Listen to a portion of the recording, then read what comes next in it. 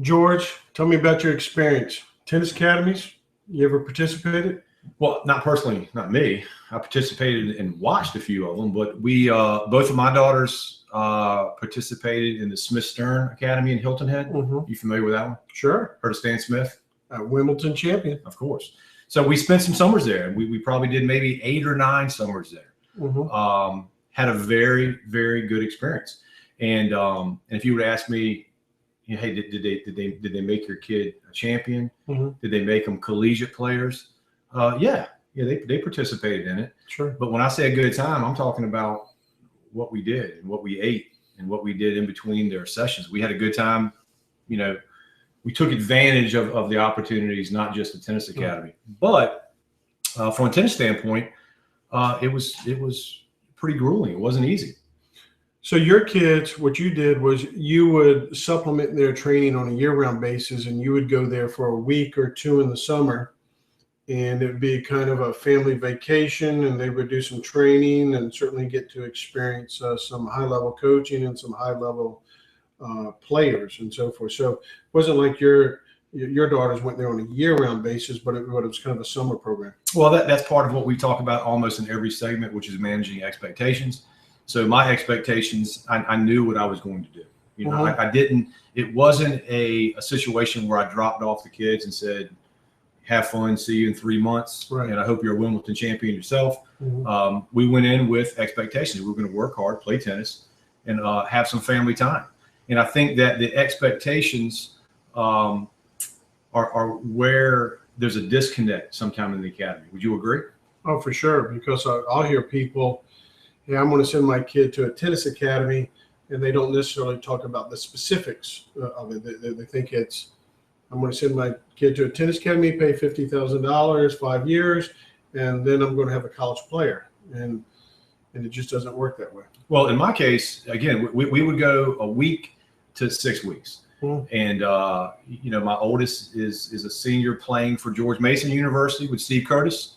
And my youngest is getting ready to go play at the University of Delaware for Laura Travis. Mm-hmm. So it was a collective thing. I think you say it many, many times where it takes a village to raise a tennis player. Sure. Yeah, you certainly can't outsource parenting in this situation. I mean, very few academies do this. But I tell you the thing that kind of is a little unsettling for me is sometimes people are looking for academies and then they don't end up getting what their expectation is because they didn't define their expectation. If we're going to develop a tennis player, we know a tennis player needs about 120 and 140 competitive matches a year. And sometimes and often that can be done on a local level because a coach, we've done it here at Cape Henry Racket Club, where we've developed a customized program for a particular player, providing them competitive opportunities. We've even made tournaments for them, go to the tournament experience with them, and put them on that path on an individualized plan. And a lot of communities can do that. And here we've done it, and we've also tied it in our college consulting, where we help kids find the schools that are the best fit for them. Now, do you, in your college consulting, do you collaborate with these academies that are out there? Yes, I mean there's been numerous of kids that have been at academies, and the academy doesn't necessarily have that service that's specific enough for them to find a school that's the best fit for them. It's kind of like some of the clients that we service. We have teaching pros, sons and daughters, and also some celebrity pros. Working with a kid right now who trains with Rick Macy. We certainly work with some that have trained with Balotellis. And the Balotellis and the Macys and the academies, they're on court all day.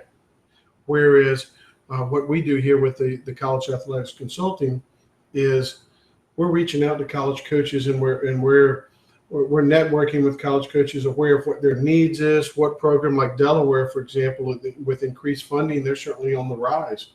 And so we kind of know what's going on out there, and certainly with the universal tennis rating of incorporating that into the mix. And that's become a good tool to help these kids, to help us find schools that are the best fit for them from a playing standpoint. Now, do you think on the academy standpoint, now people put their kids into academies for different reasons. Sure. My thought process is the number one reason is convenience. Sure. It's easy because you will assume that when you drop your child into an academy, in the academies that you would name, including the Smith Stern Academy, they do a great job at offering a variety of things. But there's so much more to maintaining a collegiate, to getting to the collegiate level, that the academy just can't offer. Whether it be communication, whether it be talking, teaching them how to communicate with a college coach, and that's where you come in. Yeah, we spend a lot of time teaching big boy and big girl skills when it becomes marketing. Once we've defined the set of schools that the recruit is looking at, so we reverse the recruiting process. We're not waiting for the school to find us. We're qualifying the schools that meet the needs and the desires of the clients, and then we go after that. And so we sort of reduce email correspondence, increase phone calling, show proactiveness, initiative, good people skills, follow up. So I have a client that has a meeting with the dean this week. And then part of that is just to see if the person can schedule a meeting, if it can honor the meeting, and how well they communicate. And we encourage our players, and we sort of mandate it, our clients that we're working with, when they go to meet with the coach, they're putting a resume down, right? And they're putting a very well organized resume down. So we're doing it like you would be applying for a job. Not that playing tennis is a job, and that should be sort of a privilege and fun, of course. But we want them to be a lot more proactive in the process. That's why on some level, some of the academy stuff, some of those kids, if they become a little bit enabled and spoon-fed a little bit, and they get a little bit lazy in that, and that the college coaches want to see someone that has initiative and motivation. But do you think some of that's tied into the financial aspect? In other words, if there is a full-time academy player who's also taking a couple lessons during each day, and it's racking up, do you think that it's directly tied into the financial plan? Could be. It could be, but each academy, I know, and when we say academy, some of the academies, they may have 100 players, some may have 50 players, some have 8 players. I remember a story with a guy named Stanford Booster who had an academy, had about 6 players. Andy Roddick was one of those players at a young age, 12, 14, somewhere in that range.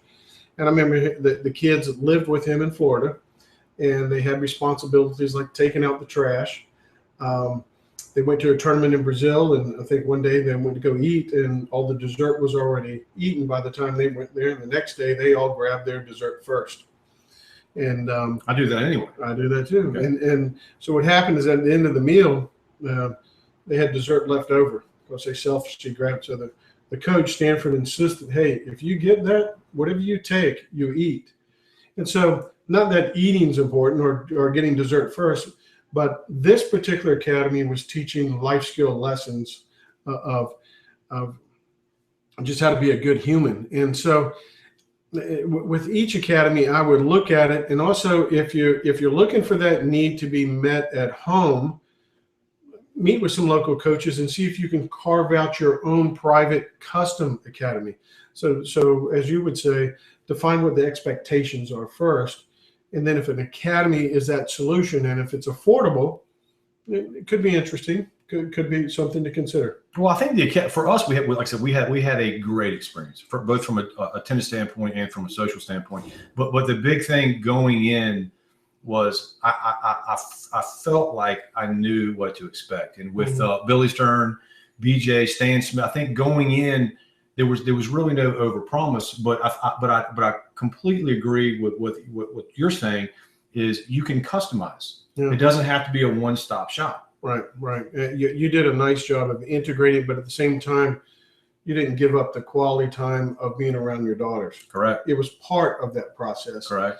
And so forth. Of course, some of the parents, it might be better if they weren't around. Yeah. So It might be, matter of fact, it may be the kid making the phone call. Yeah, it could be. Could be. All right, George and Daryl talking about tennis academies. Is it a good thing?